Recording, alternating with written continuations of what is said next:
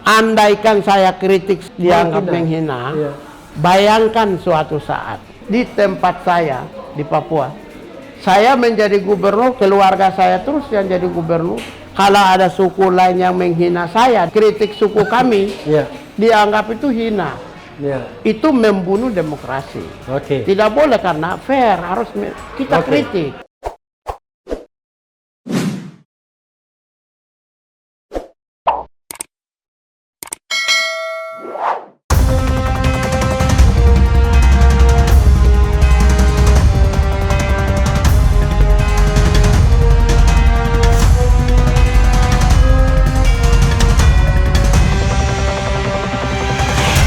Semua orang itu kan berbicara tentang demokrasi, tapi orang tidak memahami tentang esensi demokrasi dan bagaimana perbuatan atau tindakan demokrasi. Semua orang berbicara tentang hak asasi manusia, tapi tidak banyak orang yang memahami esensi HAM dan bagaimana perbuatan dan implementasinya.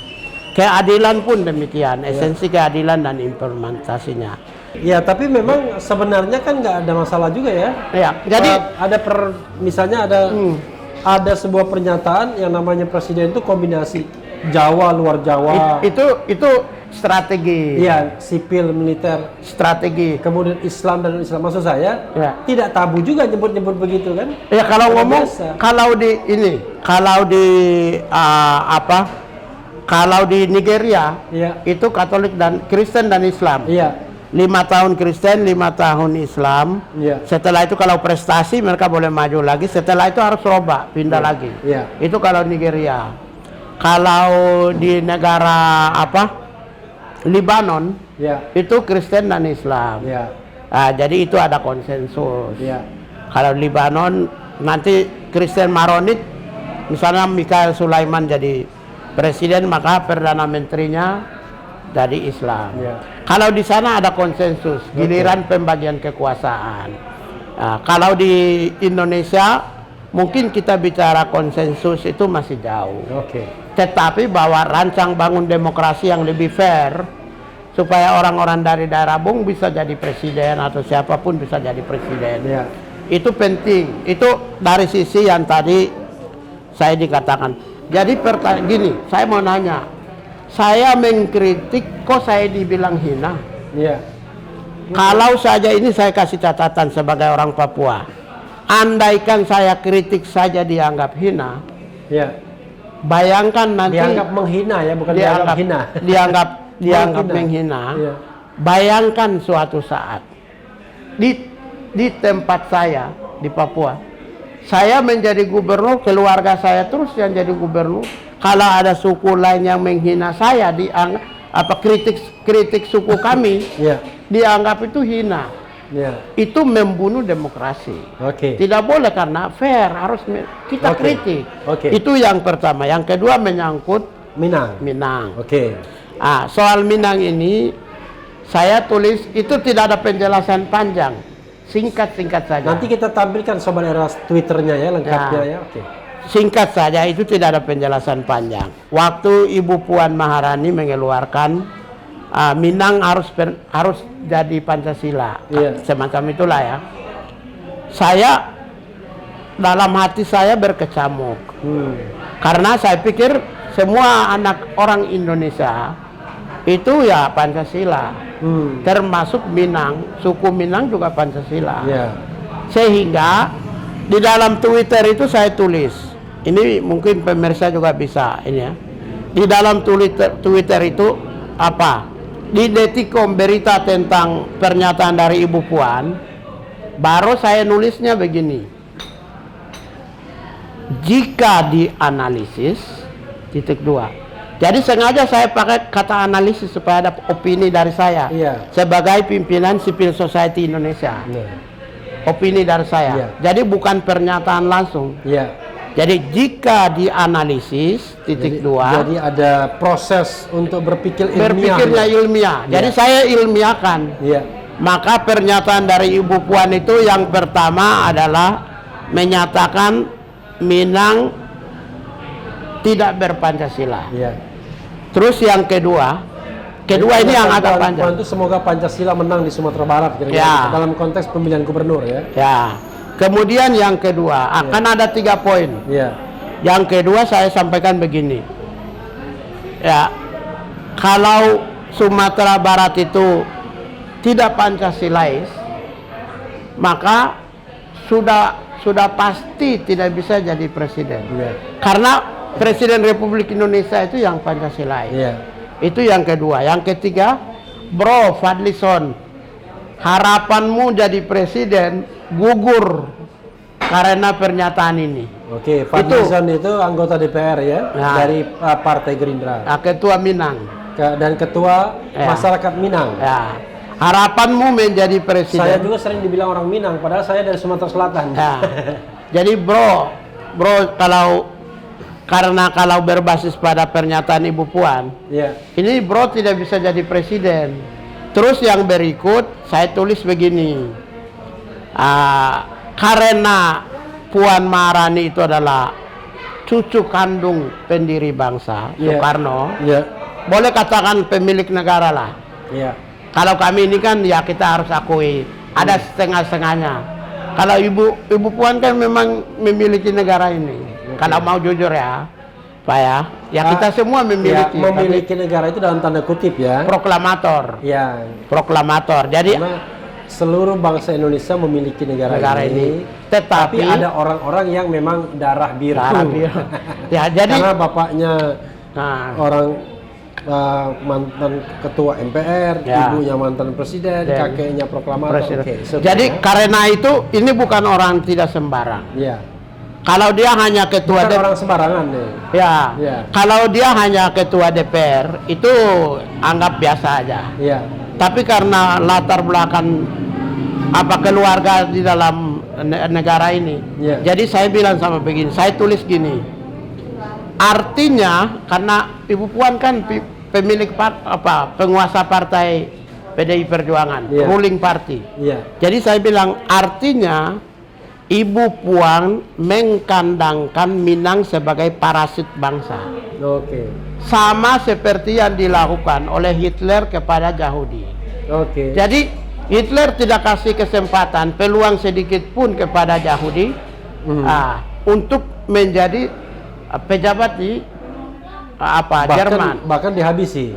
Nah, jadi pernyataan Ibu Puan itu mengkandangkan orang Minang, peluang-peluang orang Minang. Karena pernyataan itu tidak hanya sekedar pernyataan orang biasa. Kalau saya yang ngomong sih kagak ngaruh lah. Yeah. Ini kan Puan. Baru setelah itu di akhir itu saya bilang Ibu Puan kejam. Oke. Dan kekerasan verbal. Oke. Jadi saya Natalius Pigai ini apalagi orang Minang itu pendukung sama saya. Iya. Maaf ya, warung makan Padang itu saya sering makan dikasih gratis loh. Oke. Jadi Kalau gitu kalau saya mau makan warung Padang, saya bareng Bung Pigai. oh jangan, jangan. Jadi maksudnya saya kan membela orang Minang. Kok saya menghina Minang? Oke. Baru pernyataan dari si pelapor itu dibilang Natalius Pigai, Minang tidak bisa jadi presiden. Jadi kata depan bahwa jika Minang tidak Pancasilais, maka Minang. Jadi kata jika itu Minang itu dia tidak masuk. Kondisional artinya kan? Iya. Kondisional. Ya, jika ini maka itu. Itu tidak dimasukkan. Jadi dia hanya bilang Minang tidak bisa jadi Pancasilais. Makanya ada yang memaksa saya. Ya. Memaksa saya untuk melaporkan lapor balik. Tapi saya gini ya, aduh, saya itu kasihan. Melapor balik itu nanti gini, kalau dia sendiri sih nggak apa-apa.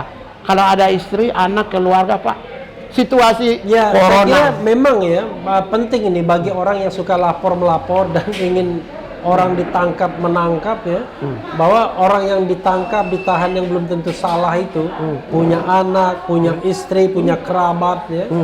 Coba bayangkan. Jadi sobat era sekali, kalau kita berpikir HAM itu ya seperti beliau lah, bahwa tidak gampang melaporkan orang, nggak boleh, Pak. Tidak gampang juga menyuruh orang ditangkap apalagi ditahan. Iya. Gitu. Jadi kalau saya melaporkan balik, pikiran saya itu bukan dianya, di belakangnya itu, Pak. Ada istrinya, ada anaknya, ada keponanya. Karena Saya mungkin sejak 2018 itu kan media-media nasional kan sudah tidak wawancara lagi dengan saya. Karena Seperti Rocky Gerung, karena posisi kami pengkritik. Jadi kami biasa bukan media nasional ya, media mainstream. Mungkin. Media mainstream ya. Jadi Gitu. tidak biasa kami itu diwawancara. Makanya wawancaranya di YouTube RH Channel saja. Iya, jadi Tapi ini menasional juga ini. ya, ini memang nonton aja ya era channel ya. Memang cadas, semakin cadas, tapi cadas yang intelektual, bukan cadas yang tidak intelektual. Jadi karena itu saya pakai 3 sarana. Iya. Sarana pertama adalah Facebook, Oke, sarana kedua adalah Twitter, sarana ketiga adalah Instagram. Itu Jadi itu tempat aktualisasi seorang Natalis Pigai ya. Dan biasanya wartawan ambil dari situ. Oke. Jadi kalau laporan kepada saya, mereka ambilnya itu dari media, sudah pasti bukan dari Natalis Pigai. Oke. Tapi kalau dia bilang saya ambil dari Facebook, Twitter saya, atau Instagram saya, itu mungkin dari saya. Jadi saya punya saluran khusus. Saya biasa bilang, Pak wawancara, saya bilang udah ambil aja yang di YouTube. Gitu. Tapi saya juga merasakan ya, sobat era sekalian, karena saya juga membaca statement Anda kan, saya juga mikir ini menghina Jawanya di mana ya? Orang justru yang di mention babu itu orang luar Jawa, tapi luar Jawa itu kan luas banget siapa kan? Lalu menghina Minangnya di mana? Justru ini kalimat yang jadi yang menghina itu Ibu Puan. Iya. Yang diduga menghina. Ya kita bilang juga menghina juga debatable. Asas praduga tak bersalah. Kan? Jadi yang diduga menghina itu Ibu Puan. Saya kritik Ibu Puan. Kan nyatanya ada kata-kata kejam, terus terakhir saya tutup dengan kekerasan verbal. Ibu kekerasan verbal. Jadi kalau misalnya Bung Piga dikatakan justru konteksnya adalah membela orang Minang dan mengkritik Ibu Puan itu malah benar itu. Benar. Iya. Karena kata-kata terakhir bilang saya kan nulis di dalam Twitter. Ibu kejam dan ini kekerasan verbal. Itu artinya saya sudah posisi berada di orang Minang. Bukan. Jadi memang melapor ini jangan terlalu nafsu. Jadi ada banyak ahli, ada profesor, ada doktor di bidang hukum termasuk Rafli punya saya nonton. Ini tidak masuk delik dan mungkin polisi kan juga diawasi oleh Propam, ada Kompolnas, ada rakyat Indonesia. Jadi saya meyakini meskipun dia bahkan pernyataan dia pernyataan si pelapor bahwa Natalis Pigai bilang luar Jawa itu budak, dia pakai kata budak. Dan saya sudah cek di semua media mainstream, mereka bilang memang dia pakai kata budak. Padahal saya tidak pakai kata budak. Yang digunakan babu. Karena jadi babu itu bentuk lain dari pembantu. Babu itu pun pembantu. Babu itu KKB.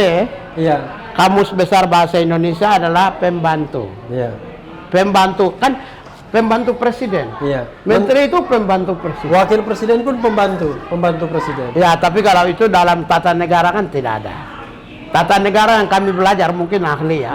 Kan presiden dibantu oleh satu orang wakil presiden. Jadi kata babu itu pembantu. Tapi dia pakai kata budak. Jadi banyak yang meminta Pak Pigai laporkan itu penghinaan. Dia menghina, dia mencemarkan nama baik. Kalau saya, Bung Pigai ya, saya sih menyarankan Anda tidak laporkan. Jangan menganjurkan. Saya yang menginginkan tidak lapor. Karena ya kita harus memberikan, nanti jadi terbiasa. Harus memberikan pelajaran dari kita untuk self restraint ya, menahan diri. Karena gejala adu-mengadu, lapor-lapor ini gejala yang makin tidak sehat. Jadi pemirsa tolong ya, bukan karena Bung Rafli anjurkan. Itu dari hati saya itu kasihan sama keluarga. Saya memang apalah artinya Natalis yang selalu membela orang kecil. Kemudian saya bikin mereka menderita. Kalau mau saya bisa laporkan balik ya, kalau mau. Aja. Tapi kan Bung Piga nggak mau gitu. Ya jangan. Gitu. Kasihan. Apalah artinya kita selalu membela orang kecil. Kita membuat mereka menderita pada saat corona, pada saat ekonomi lagi sulit, pada saat mungkin mereka ini ya bukan mereka yang salah menurut saya. Ada shadow behind shadow. Iya. Itu selalu. Jadi bukan shadow behind shadow ya.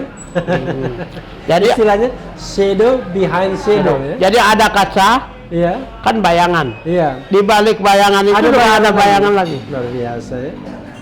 Jadi karena itulah maka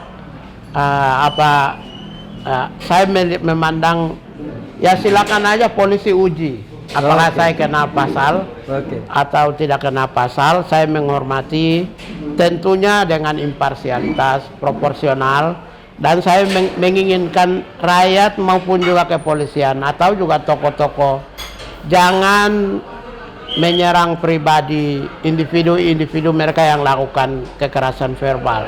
Harkat dan martabat tolong dijaga. Soal proses hukum itu urusan lain lagi. Ini pertarungan di pengadilan. Iya. Tetapi bahwa saya kasihan juga. Iya. Karena itu. Jadi bagi orang seperti Natalis Pigai, kekerasan verbal itu biasa. Ya. Asal jangan menyentuh fisik, kira-kira begitu ya. Ya, tidak boleh menyentuh fisik. Ya, tapi soalnya kalau menyentuh fisik, bro, Iya. saya ini mantan istri saya Palembang. Iya. Saya orang Papua. Saya punya kebun sedikit di NTT, Iya. Maluku. Ini watak keras semua. jadi tidak boleh main fisik. Kita tidak boleh. Mari kita silakan menggunakan panca indera, mata, telinga, mulut, hidung secara maksimal, tapi tidak untuk melakukan kekerasan. Anggota tubuh.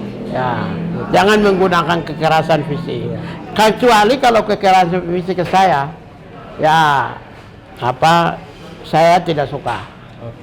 Sudah pasti kita lakukan perlawanan. Tapi kalau secara hanya ucapan, secara verbal, ya itu konsekuensi. Bahkan lebih baik saya tidak usah dikasih kesempatan menduduki sebuah jabatan. Itu lebih saya menghormati, karena saya akan memahami posisi saya sebagai oposisi. Begitu. Itu jauh lebih saya terhormat dibanding orang lakukan kekerasan fisik. Yang hanya sampai hari ini belum ada yang kekerasan fisik. Artinya orang Indonesia dewasa dalam berpikir. Ya, sebenarnya tidak dewasanya cuma satu, adu mengadu aja. Kalau sebenarnya kan kalau kita mau menjaga demokrasi, sobat era sekalian, sepanjang itu hanya verbal dan kemudian kita mengalami kekerasan verbal, yaitu konsekuensi kita sebagai public figure atau public person, kan begitu. Tetapi kalau sudah menyentuh fisik, apalagi sampai memprovokasi dipenjarakan, nah itu sudah lain persoalannya. Karena memenjarakan, menahan itu berarti sudah fisik. Jadi saya termasuk salah satu yang tidak biasa bermain Twitteran, komen sana, komen. Hampir nyaris belum ada nih. Kalau ada yang pernah temukan, tolong berikan kepada saya, saya kasih 500.000. Jadi maksudnya, saya orang yang jarang kasih komen. Maksudnya menanggapi, main Twitter ya, tapi tweet war, perang Twitter. Komen enggak ya. Kalau ada tolong ini kita berhadiah. Ya, saya juga jarang saudara sekalian. Kalau bikin komentar, kemudian ada orang yang menghina, saya nggak pernah balas. Ya. Bahkan yang menghina kebangetan juga nggak pernah balas juga. Tapi tetap saja, ya kan? Orang-orang seperti kita ini tetap aja mau diadukan, ya. Padahal kita tidak mau jahat sama orang, ya. Tapi kritis, iya. Namanya saya memilih posisi kritis, kan? Kita selalu kritik itu seperti saya latar belakangnya ada 3. Saya di Departemen Tenaga Kerja dan Transmigrasi Republik Indonesia itu saya peneliti yang pernah dilatih di LIPI, pernah dapat SK, pernah dapat honor jabatan tunjangan. Ya. Artinya saya peneliti resmi. Saya memahami hasil bagaimana orang lakukan penelitian. Ya. Yang kedua, saya pernah kepala subbidang statistik Kementerian Tenaga Kerja. Jadi yang statistik kemiskinan data itu dulu saya kepala subbidangnya. Ya. Dan ada sertifikat juga pelatihan. Jadi saya memahami bidang statistik. Ya. Lalu yang ketiga, 5 tahun saya pimpin penyelidikan. Ya. Saya Di Komnas pahami HAM, ya? di Komnas HAM. Karena itu semua komentar yang saya keluarkan sudah pasti ada penelitiannya. Ya. Atau ada basisnya. Yang kedua, sudah pasti ada datanya. Ya. Karena itu saya jarang sekali mengucapkan hal-hal yang body shaming individu, kritik orang, enggak. Saya selalu kritik itu berbasis data dan kebijakan-kebijakan. Ya, saudara sekalian, sudah banyak ya. Nah, kita cukupkan sini. Tapi sebelum saya cukupkan, mungkin Bung Piga ingin memberikan closing statement kepada siapapun. Silakan, Bung. Jadi begini,